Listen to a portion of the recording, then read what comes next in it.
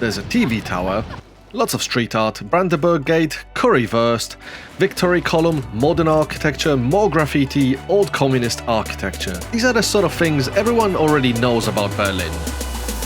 In this video, I'm gonna take you with me to explore all the best views in Berlin, from observation towers like the one behind me, to terraces on rooftops, bars and restaurants with best viewing galleries, as well as hills and unique points of view that there are in Berlin. So find a comfortable seat where you're nice and warm, and let me take you on the ride of your life. No braking! No braking!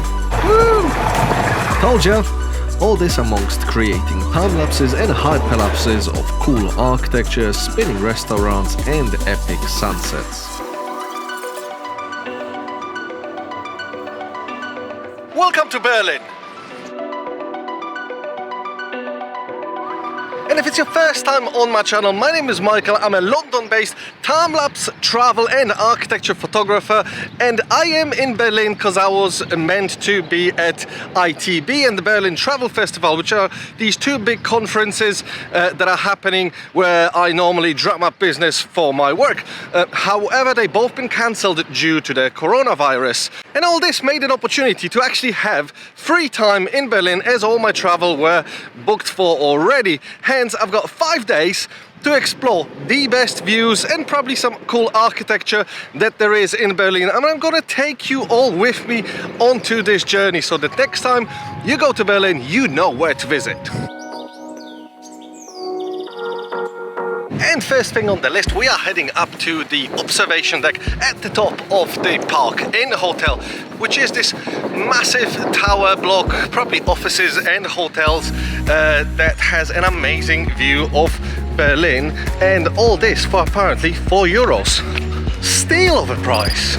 So just got my ticket, and apparently the ticket allows me to come back on the same day, but as I'm here in March, it's gonna be closing at 6 o'clock, so just after sunset. I'm not gonna do it today, I might actually come back on another day. But from April, apparently this is open till 10 o'clock, and yeah, that's about all the info you need. €4. What can go wrong? Let's go up to the 35th floor. In rather quick time, it actually did pop my ears. So we just had to walk up another 3 floors. So it seems like the rooftop terrace is actually on the 38th floor? 39th maybe? Yeah, 39th it seems.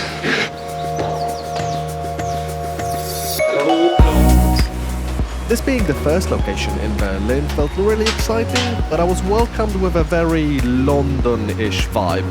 The weather changes quickly here in Berlin. When I was down there, it was still nice and sunny. I got up, climbed 4 floors, and it's raining. The view here is pretty amazing. It's actually a 180-degree view, well, even a bit more than that, but you can't go to the other side. Yet you can see so far in Berlin. It's crazy. It's all the places that I actually want to go, I can see on the horizon. This observation platform is 125 meters above ground level, so it's a pretty high viewpoint. You see the TV tower from here, so for that reason it actually might be the best view. So how funny that we actually started from potentially the contender for the best view in Berlin. It was cold and really windy, but that helped the visibility, as you could see literally for miles. Call me biased, yes, I do love a good view, as you probably can tell by now, but visiting a new city and first starting with an elevated viewpoint gets you understand how far the landmarks are that you want to visit, as well as potentially spotting new ones that you didn't know when you were planning to visit a city. And as the weather was literally changing there every 5 minutes, I saw an opportunity that I might get a cool time-lapse with some blue sky and beautifully flowing clouds, so I decided to set that up just as the weather started to improve and shot this time-lapse, which I think worked out quite well. However, as I'm zooming out digitally from the wide 14mm frame, you can see that the platform is in the middle of the building, so you see a lot of the building in front of you. All in all, I really like the platform, and here's a couple of photos I captured there. But let's keep going. Let's go to place number 2. And now, the moment I've been waiting for a long time. Visit to Berlin's Fernsehturm.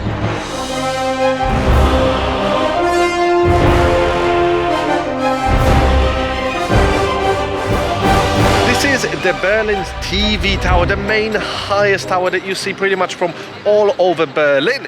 It's got a spire that's at 368 meters, a viewing observation deck that's 203 meters, and 4 meters up actually there's a revolving 360-degree restaurant that I will try to go as well. This tower is part of the World Federation of Great Towers, and I've been really wanting to visit it for a long time. Another interesting fact is that it's the 8th highest viewing observation deck in Europe that you can go to, where you count the ground level to the top of the tower. I think it's time. Let's do this. So with the welcome card, which is basically a slightly more expensive travel card that gives you discounts, the entrance cost €13.10. And first thing, I went straight away to the top floor restaurant, as it was pretty much empty and I didn't have to do any reservations. This is one of the coolest places I think I honestly ever been. This is a rotating 360-degree restaurant at 4 meters higher than the observation deck.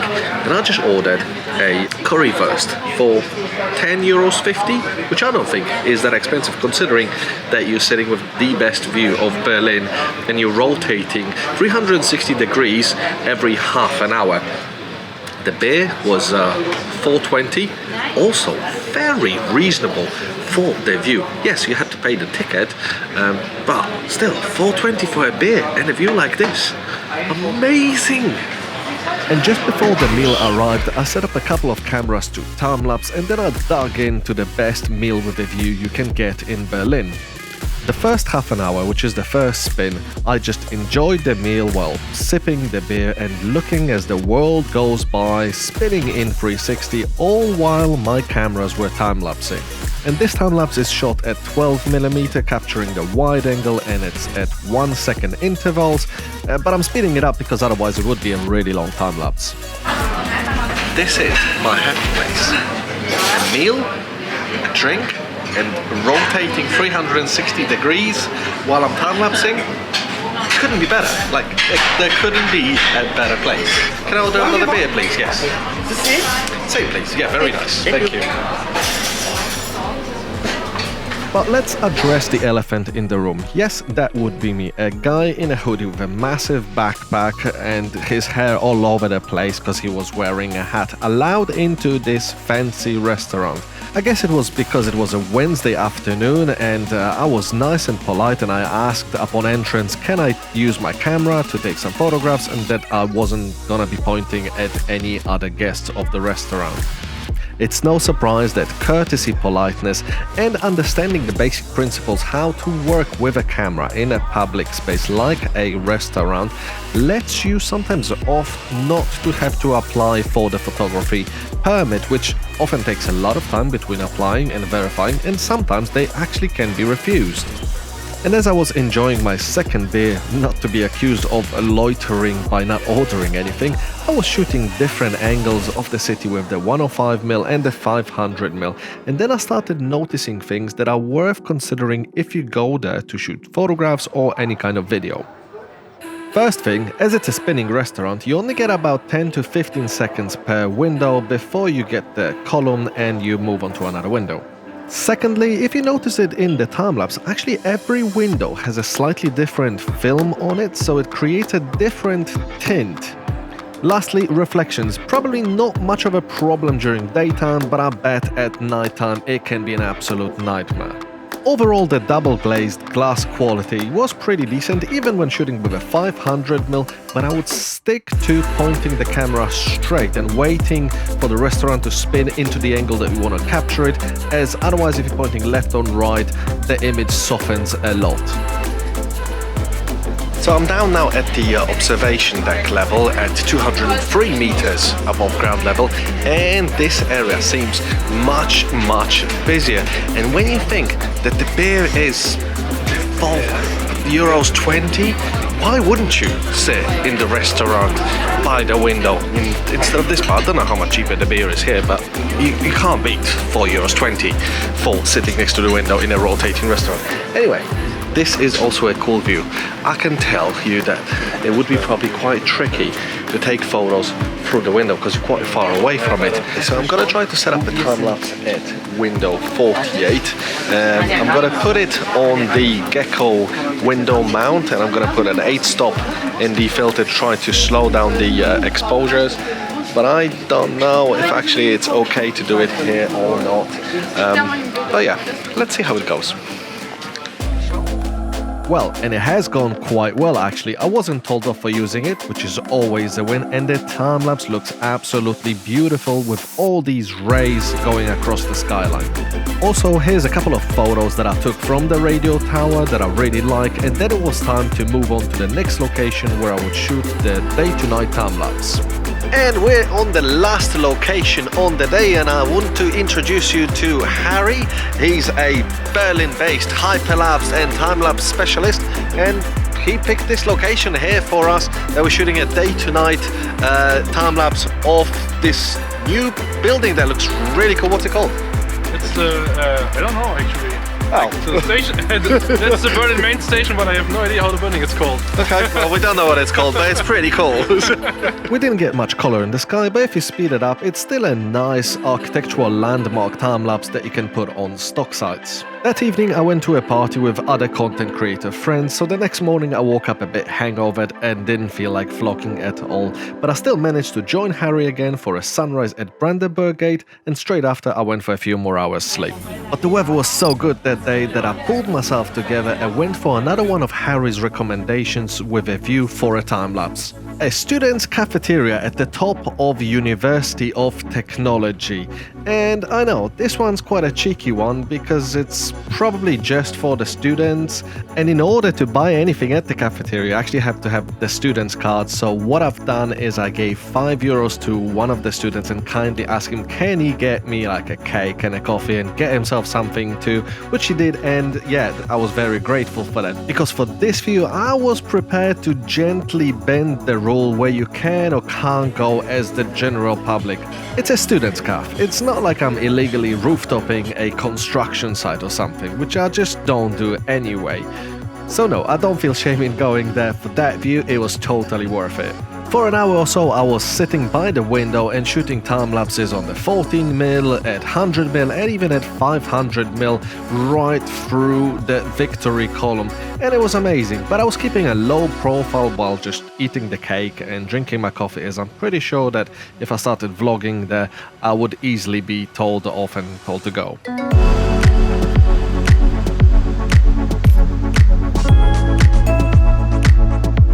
Next up, I had a few hours to kill before the next attraction I had a booked time slot for, so I went to that circle again. Yes, it's actually a hashtag, a part of a government building that if you follow any photographers that shoot architecture, you might have seen this circle pop up.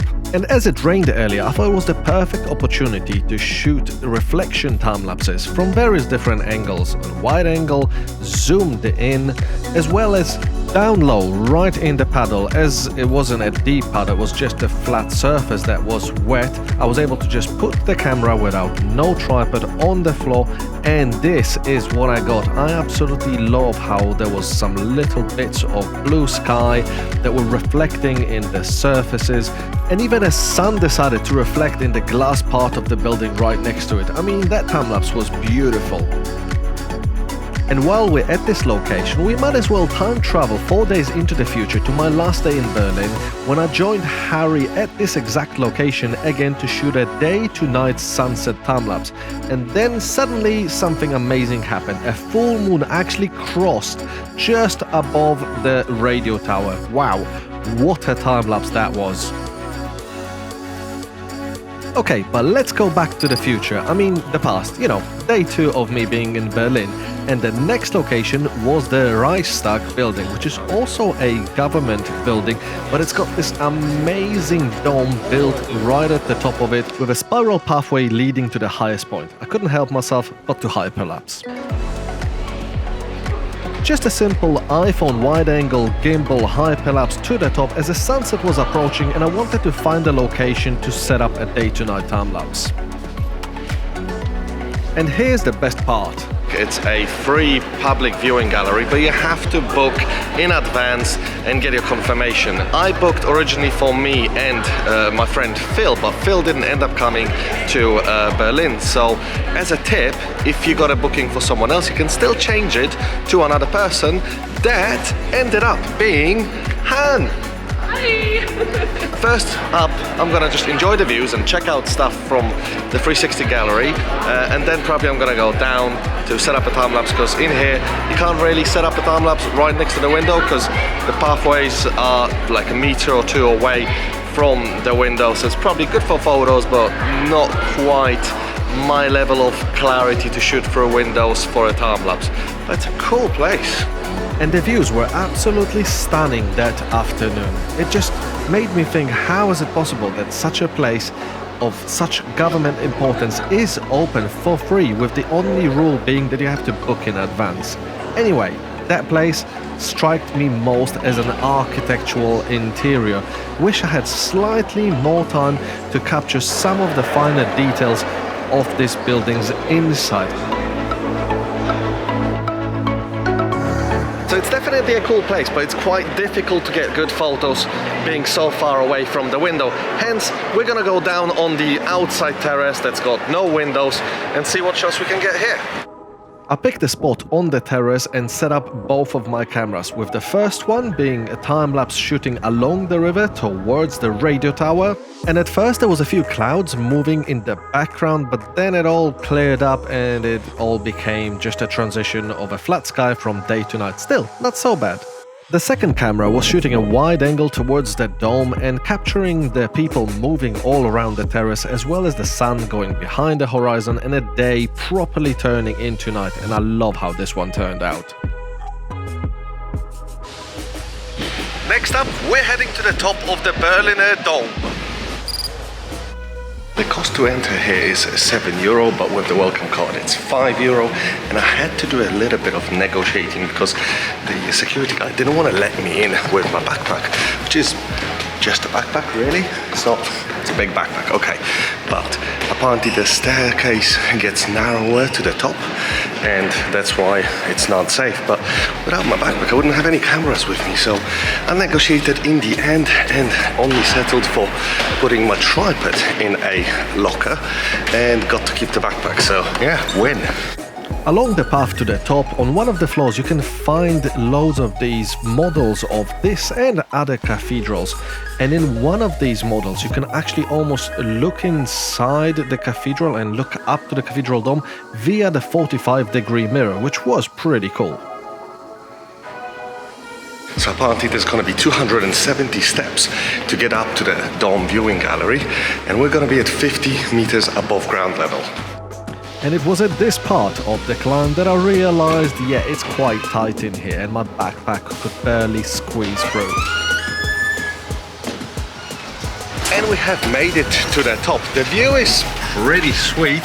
However, today is not the best day for photographing vistas and panoramic views. It is rainy, but I always believe never let the weather stop you from where you're meant to go and where you're going, because it's just rain. Yeah, let's enjoy it how we can. You get to walk 360 degrees around the dome, and there was quite a few cool compositions that I really liked and would love to time-lapse, but I'm just not a fan of grey sky days, and these kind of clips, in my personal experience, don't really sell, so it was time to move on. Next location on my list of must-visits was the Panoramapunkt in Potsdamer Platz, an office tower with a viewing platform, exhibition space and a cafe on the top 2 floors. It costs €7 to enter with the welcome card, and you also get to ride the fastest elevator in Europe apparently, reaching the 25th floor in 20 seconds. Okay, so I just arrived at the Panoramapunkt, and first up we're gonna go to the outside bit, but it might still be wet and raining. Well, let's see how it goes. I gotta say, I'm not a fan of the sort of moody shots on a misty, overcast, no detail in the sky day, but we're here, let's just explore it.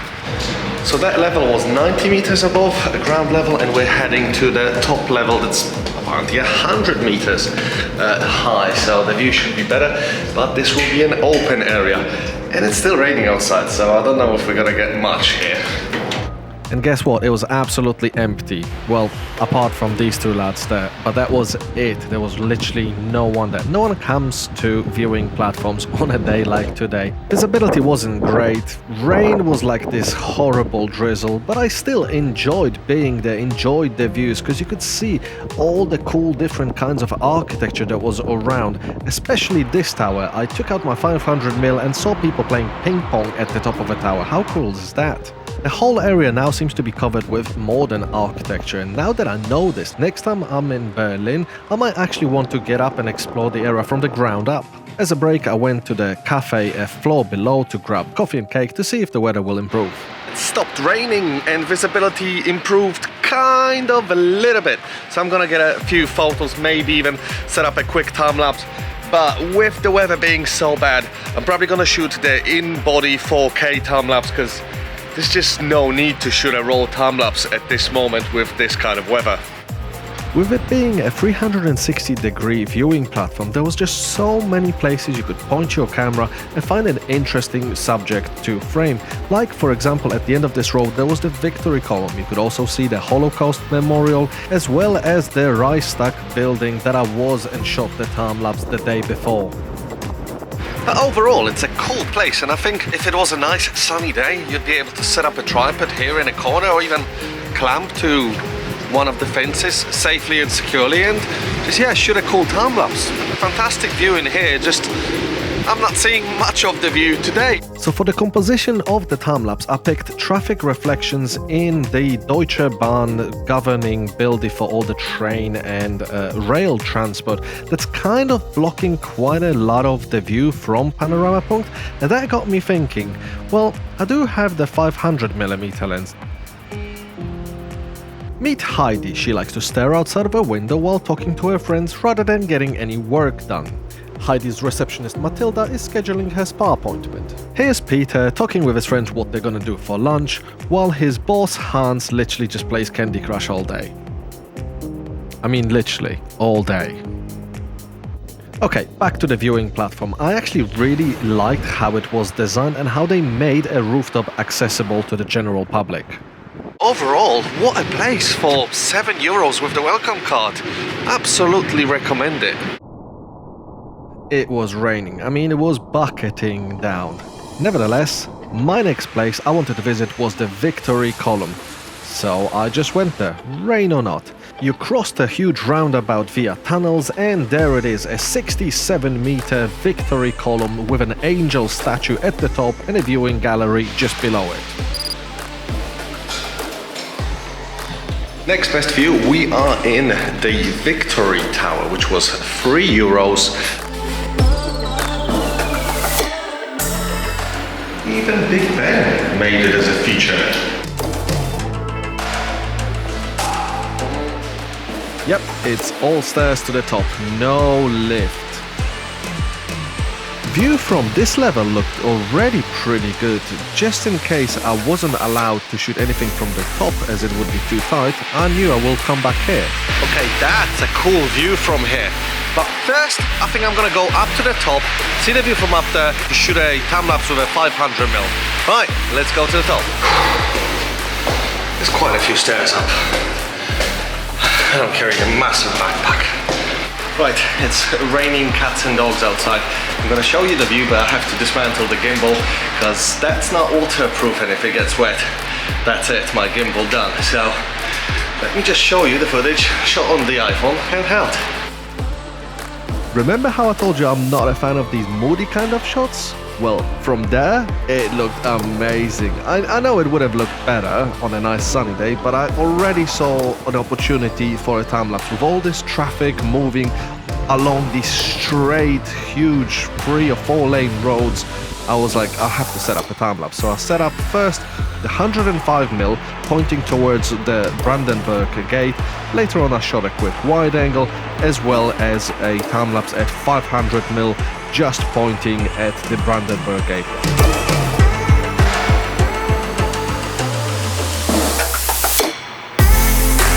And as the place was completely empty, I was able to use a little tripod and shoot through a gap in the fence, which I absolutely love because of the fact that there's no glass to shoot through. You literally point your lens through a gap and you get a perfect clear shot. By then I was already completely soaked, so I called it a day. And yet again, it's another horrible, overcast, cloudless day here in Berlin. And today I ventured out to Kienberg, which is a station that you get off for the Gardens of the World. Quite far on the outskirts of Berlin, but we're not visiting the Gardens of the World. Actually, we're visiting something far more exciting that I would not expect to find in Berlin. There's a cable car.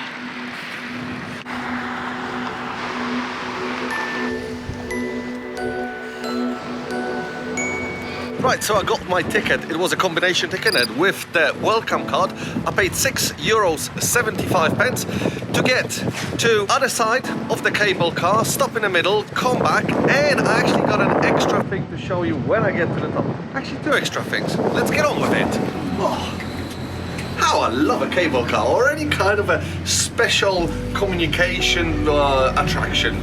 The funniest thing is that the hill we're actually getting the cable car to seems no bigger than like a Primrose Hill. It's barely 100 meters in elevation apparently at the top, and we must be here with some sort of a 50-meter elevation, because so the climb to the top, it's only a tiny hill. Don't know why they did a cable car in here, but it's cool. It made me come here.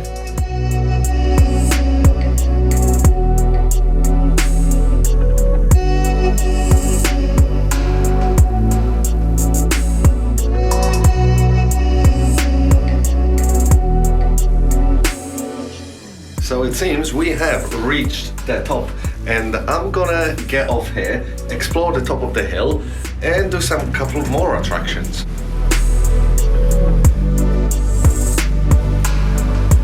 So we're here at the top of the mountain, and apparently we're at 107 meters elevation.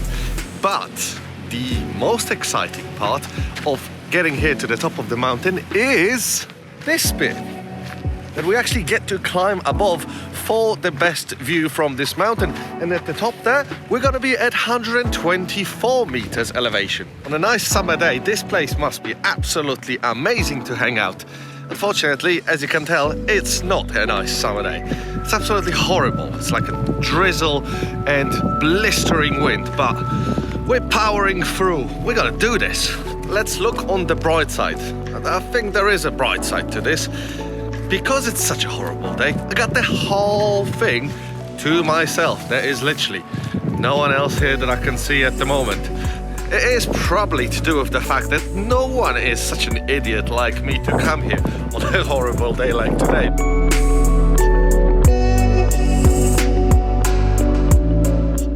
So in terms of photography, well, in 360-degree views, you're surrounded by projects. Yes, lots of residential blocks built probably around 60s, 70s, I imagine. None of them look as fascinating like, for example, the Barbican estate is. They look very, East Europe communal blocks. It is what it is, but I brought my 500 lens with me, so I can just about recognize the TV tower, the Fernsehturm, just about there, and we're currently 12 kilometers away from it. I did hope the visibility will be slightly better, so I can get some nice skyline shots. Well, yeah, you know, you see what I say. The wind is literally making my eyes water. I'm not crying. Yeah, I'm excited about this place, but I'm not crying about it.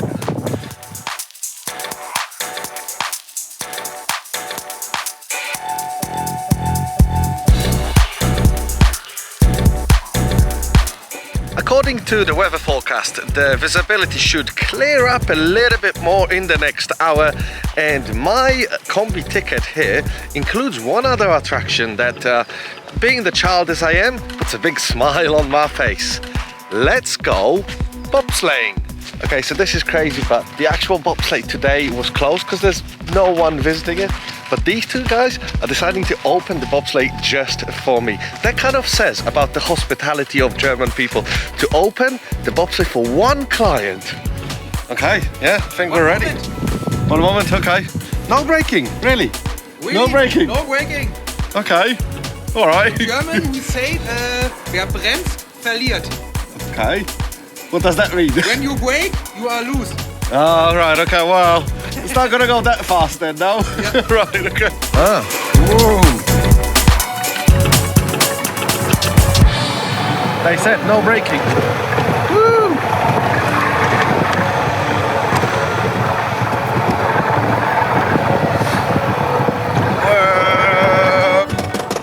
Woohoo! Now this was fun. That was exciting. And we're still going a little bit down now.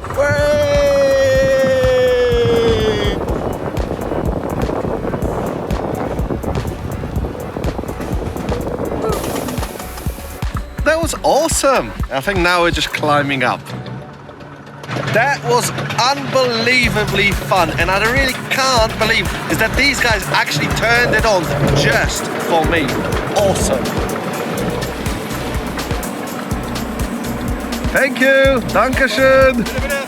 Open back, please. Thank you very much. Auf Wiedersehen. Bye-bye. Wow, what an experience this was, and what proof of amazing German hospitality.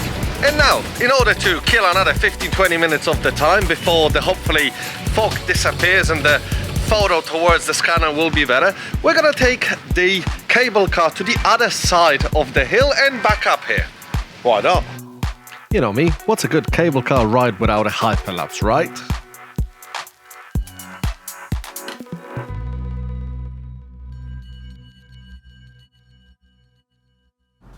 And while my phone was hyperlapsing, I took a few clips on my camera just to see what there is at the Gardens of the World. And it looks like a really nice park with plenty of playgrounds and places to walk around. I can see a maze. Overall, it's just a nice place to spend a day with a family.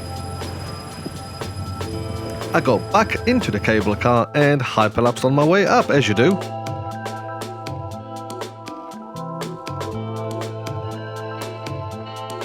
Just as I was getting to the top, I started seeing that the visibility was starting to improve, which made me really happy.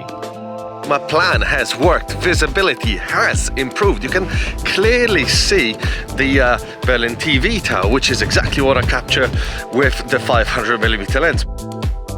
I tried the time lapse from the top, but it was so grey. There was literally no change along the sky, so it wasn't a good one. So I got a couple of other clips. It looked really good, but it was still just not the day for it. But finally, there was other people starting to arrive. I think that's it.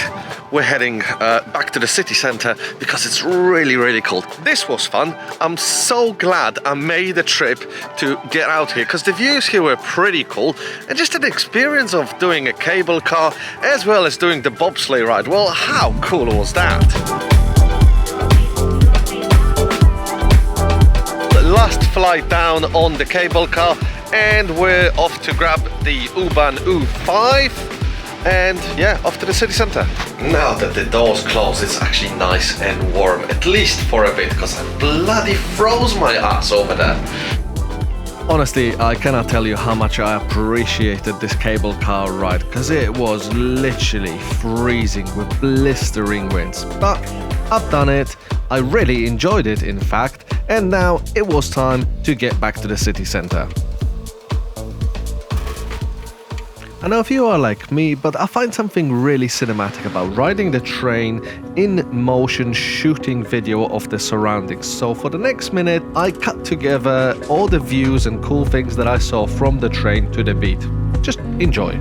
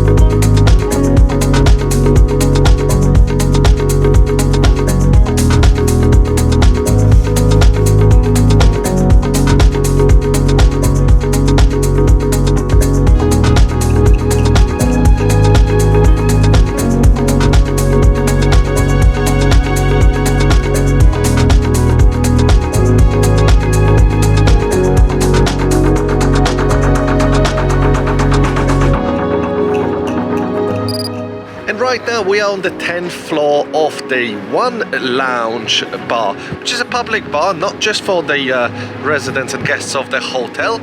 It's open for everyone. It's got a nice terrace with a pretty cool view over the Potsdamer Platz. I hope that's what it's called.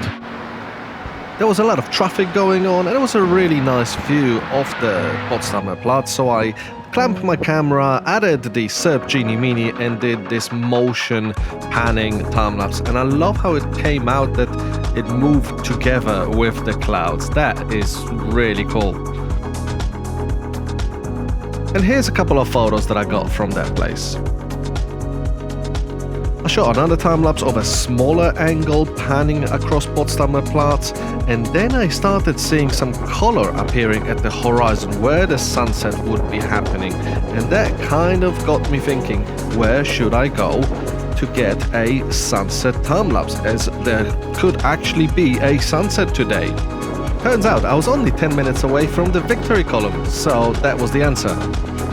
It was a rush, I didn't get a chance to vlog in between, but the view when I got there was absolutely amazing, so I wanted to quickly set up my time-lapse. So we are about an hour and a half into the sunset time-lapse. I've set up the 105mm that I'm ramping manually via Wi-Fi, and I've also set up down there my 14mm in P mode, which is shooting automatically. So yeah. Things have gone quite well actually. There was a nice sunset, and now I'm just continuing so to get the whole transition in tonight. As the sun entered the frame, I thought it actually could do like the Berlin henge with the sun going right at the end of that road, but it kind of didn't happen as the clouds blocked it. But the pinks in the sky on the wide angle were amazing.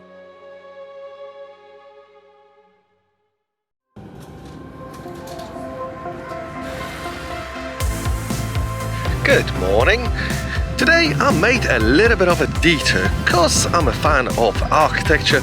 I wanted to see a project done by the grandfather, the OG of brutalism, Le Corbusier, and this is behind me Le Corbusierhaus, Corbusierhaus in German. It's the outside, how grand and massive it looks, especially what I like most about it, that I kind of didn't see on the pictures that I was researching it, all the colors on the balconies, how just every balcony is different, and it seems like every apartment is actually over 2 floors. Maybe not, but that's what it seems like. It's pretty cool, you know, like, there's just something about it.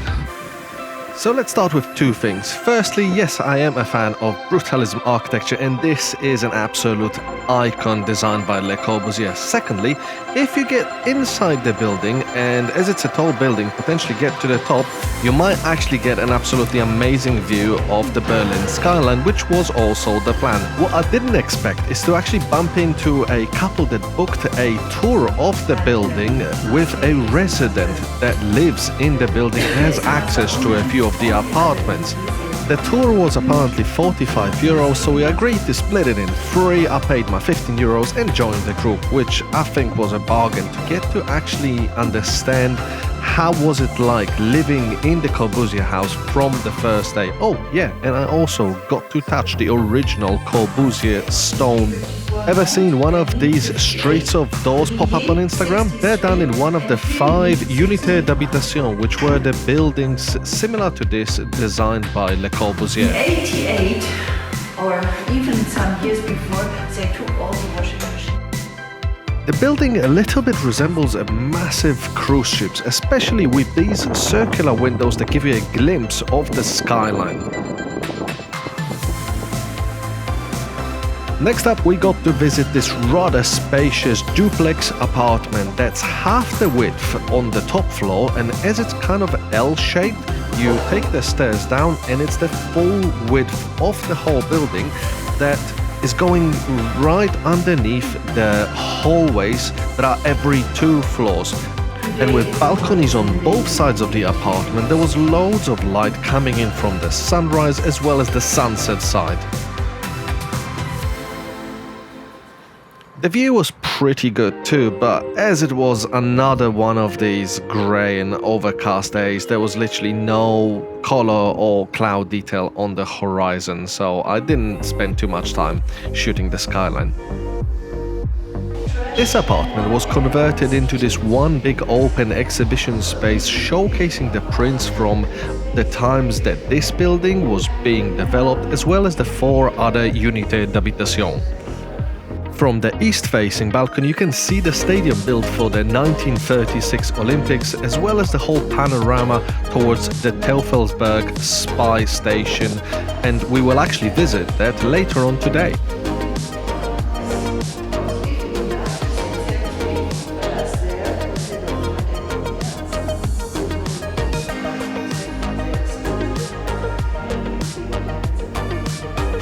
I must say this was pretty cool. I did not expect to go on a tour of the Corbusierhaus here in Berlin. It was very informative. The lady really knew a lot about the history and as well as the architecture of Corbusier and this building. And yeah, we got to go to these 2 different apartments that were really nice. Yeah, 3 different apartments, right? So yeah, it's pretty cool.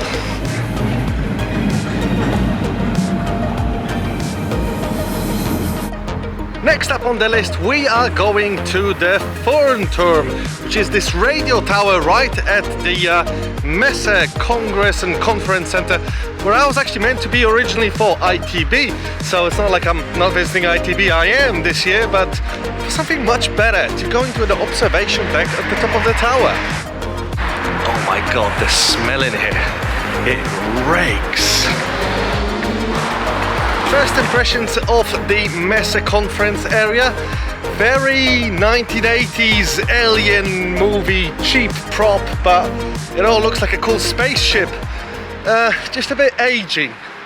But if I was to like do a Blade Runner kind of esque movie, it'd be here.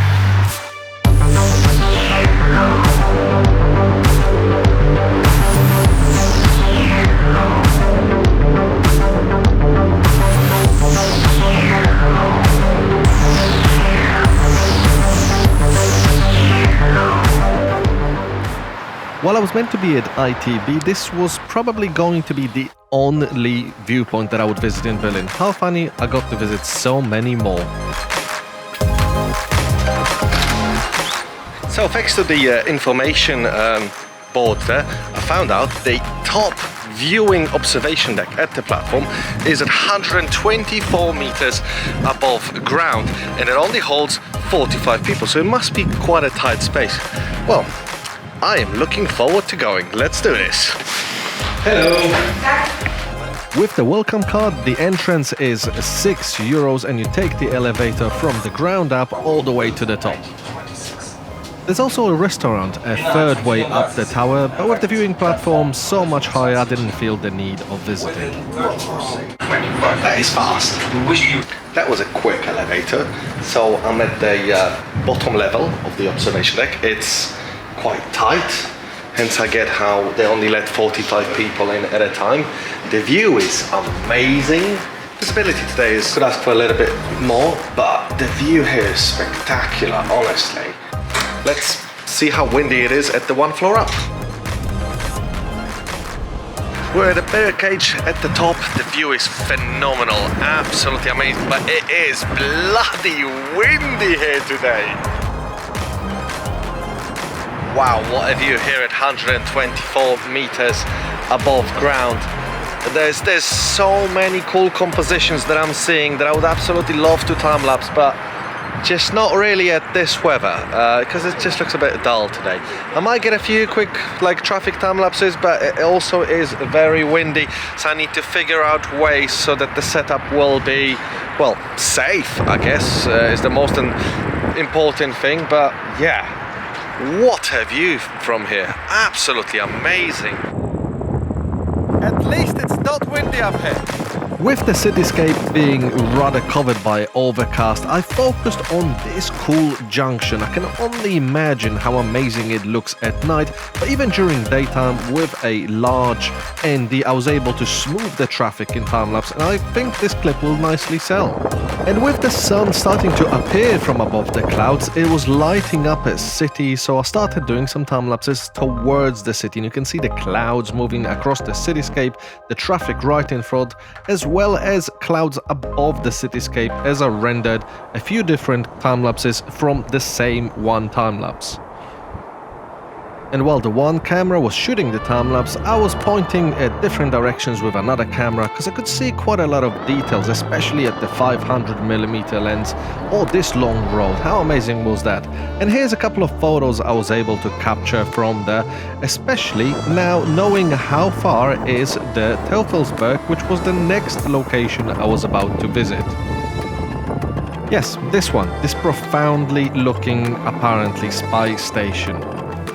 I got joined by Jake at the top of the Furnturm, the radio TV tower at Messe, and now we're continuing being in the area and we're going to the spy station Teufelsberg. That should have a cool view and a cool trendy area to grab something to eat because I am absolutely starving. And a coffee, oh, bucket of it please. The walk from the closest bus station is about 20 minutes to the top, but it's not quite a walk, it's actually a hike.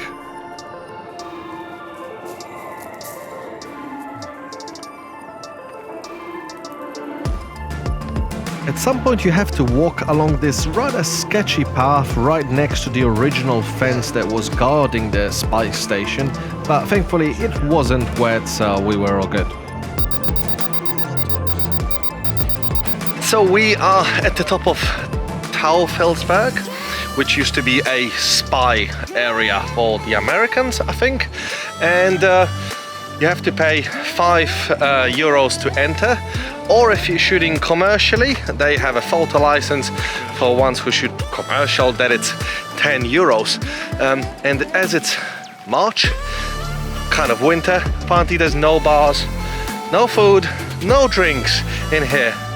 Disappointing because I didn't eat anything since breakfast, but we're gonna explore the area, see what we can get, and then go shoot a time lapse and still not have anything to eat, and maybe later have something to eat. Why am I doing this to myself? It's a cool place, this. I actually like it. Lots of cool graffiti, everyone just seemed to be roaming around, opening doors and just exploring the area. Yeah, quite funky. So the funniest part is, like, all the videos that I saw on YouTube here, people kind of made it look like it's this abandoned exploring place that they got into illegally. No, you literally just pay €5 and get to walk around with other families and hipsters. Yeah, not quite urban exploring. Apart from the visual look of it, it is fully fine just to walk around here and explore. Well, next up, we're in an art gallery. Didn't see that one coming. Inside or outside, there was really a lot of cool graffiti and all sorts of street art from some groups of graffiti I've recognized seeing quite a lot all around Berlin.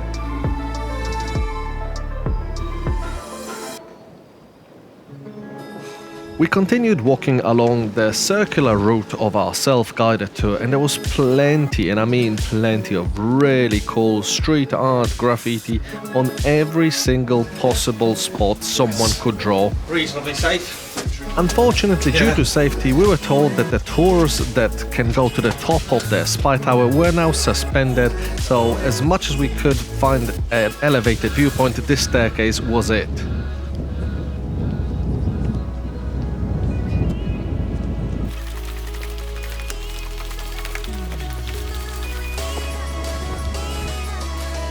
This is the tower that apparently you could have gone on a tour before, but now what's left is you watching videos of either illegal explorations to the top of the tower on YouTube or finding a video of someone who visited it when the tours were still operating.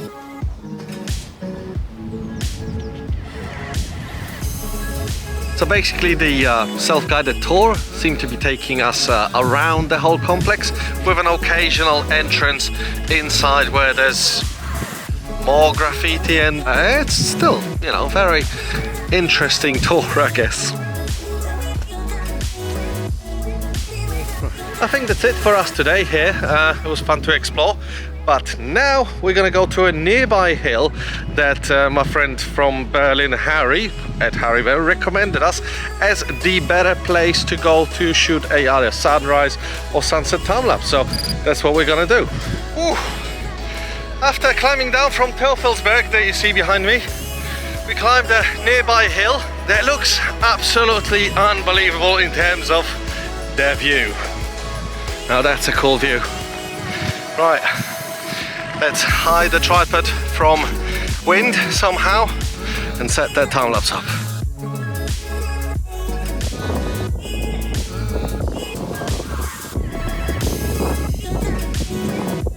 Okay, yeah, that was fun.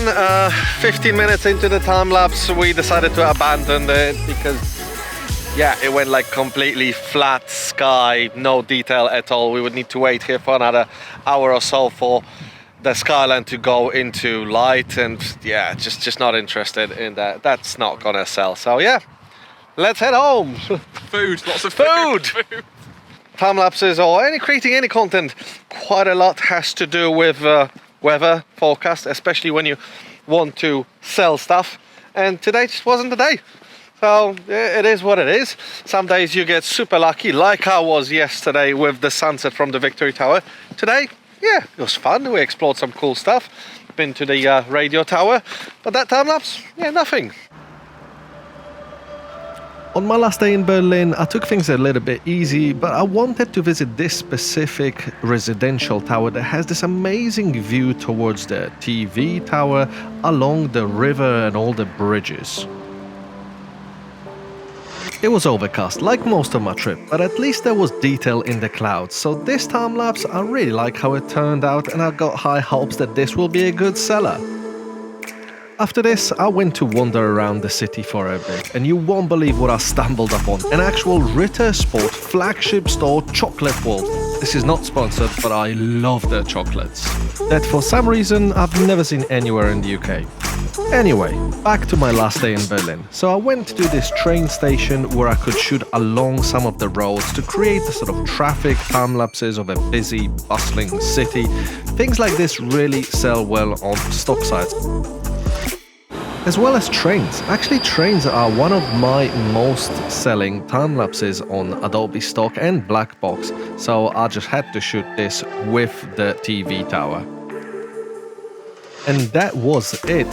4 o'clock in the morning next day, I had to head to the airport. And I couldn't ask for a sweeter big sky goodbye from Berlin, which got me reminiscing all the things I did the last week.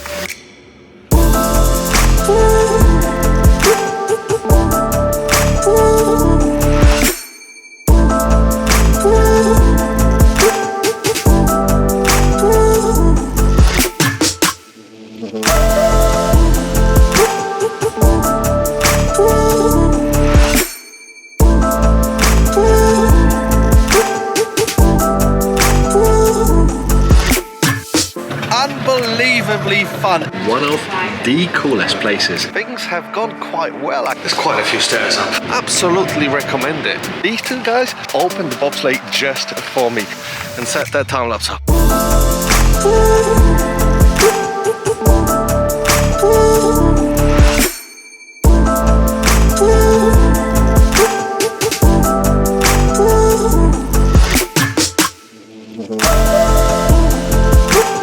So after spending 6 days here, what do I think about Berlin? It's cool. It made me come here. Thanks a lot for watching all the way to the end, my first venture into a long-form travel video. I hope you enjoyed it. If you did, please like and subscribe for more videos like this in the future, as well as some other kinds too. Thanks again, see you in the next video.